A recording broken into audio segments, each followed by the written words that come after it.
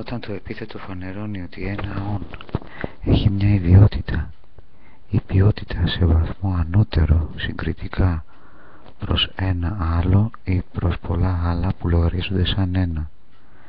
Ένα επίθετο φανερώνει εννοούμε ότι ένα κάποιο όν περισσότερα έχει μία ιδιότητα ή ποιότητα ή περισσότερες σε βαθμό ανώτερο, καλύτερο συγκριτικά προς άλλο ή προς πολλά άλλα που λογαριάζονται σαν ένα.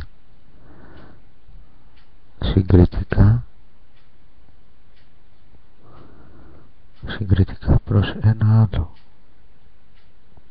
συγκριτικά προς ένα άλλο, συγκριτικά προς πολλά άλλα, συγκριτικός συγκρίνοντας με πολλά άλλα που λογαριάζονται σαν ένα, συγκρίνοντας με πολλά άλλα, συγκρίνοντας με άλλα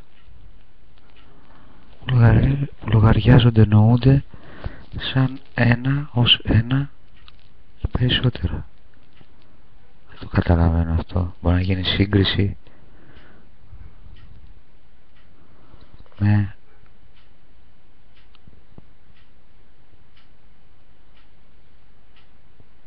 νοούμενα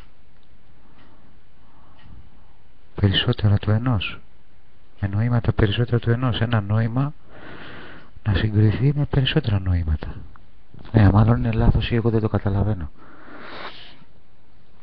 Σελίδα 119, οικονόμου γραμματική.